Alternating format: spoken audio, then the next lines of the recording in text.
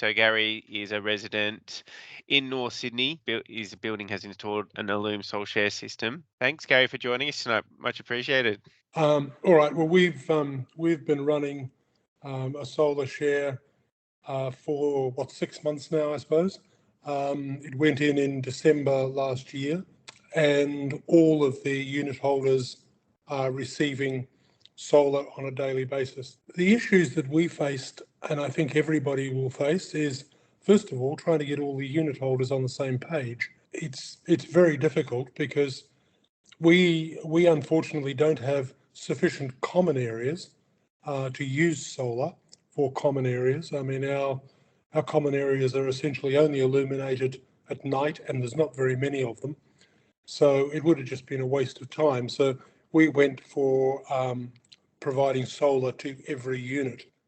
The difficulty is, of course, getting any group of individuals to agree to what could be a shared outcome. We were lucky.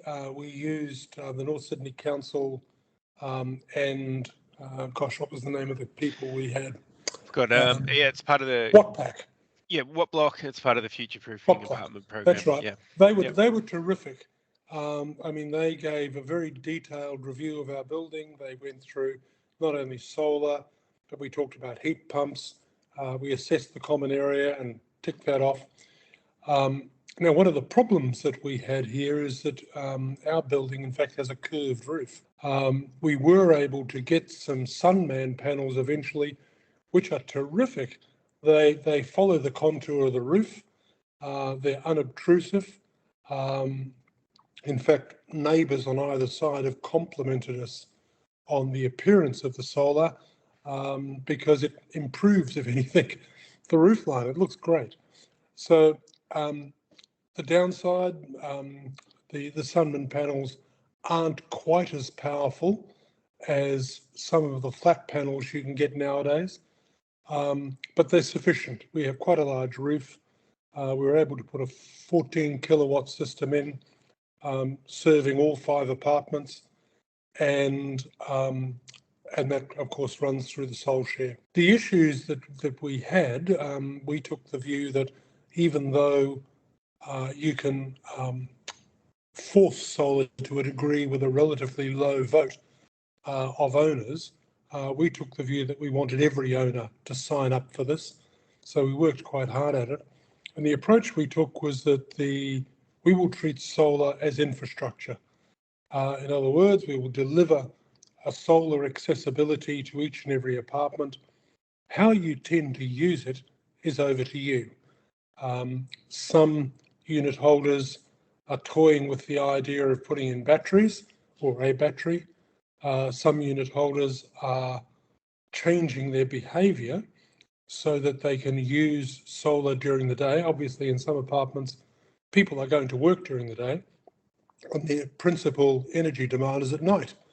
So everyone's requirements for solar are somewhat different. So the strata committee treated it as infrastructure. Here you are, it's available to you, whether you choose to use it during the day and export, or whether you choose to install a battery to help yourself during the night. If you want single phase car charging, that's okay. But those are all things that are at your cost. Once, as the strata, we deliver the solar to each individual unit.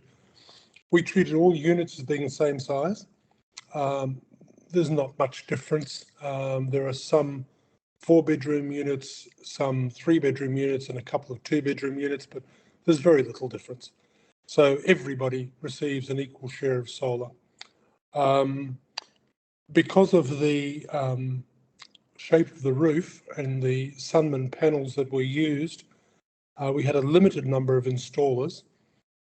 We went with a commercial installer who do principally, I guess, big buildings and corporations, who had worked with these flexible panels before, and that was Energous. And I have to say they did a great job in terms of putting the solar in. The tradesmen that they used were fantastic. That said, it's all gone. really well. We don't get necessarily an equal share of power across all the 5 units. The Allume software has 3 outputs. We've got 5 units. One of them's got 3-phase power, which means that the amount of solar going to all units isn't quite uniform. Some units are getting a little bit more than others, but at the end of the day, I'm not bothered. It's close enough. And I guess that's probably about it, Jordan. Were you on the strata committee Yeah. leading this? Yeah. Yes, they are. Okay. Yeah, I'm the secretary of the committee, and yeah, in terms of the funding for it, is that something that you had been planning for and had it in the budget, or you had a separate fund for it and no, we saved over the years? had sufficient money in the sinking fund to Yep. pay for it. Because of the complications of our building, it was more expensive than we anticipated. We're certainly not going to pay it back, selling power back to the grid. But that's a question for each individual owner. I mean, I know some unit owners who are, because they're at home during the day, they've been able to change their routines, and they're effectively using about 70% of all the solar available, which has a big impact on their bill.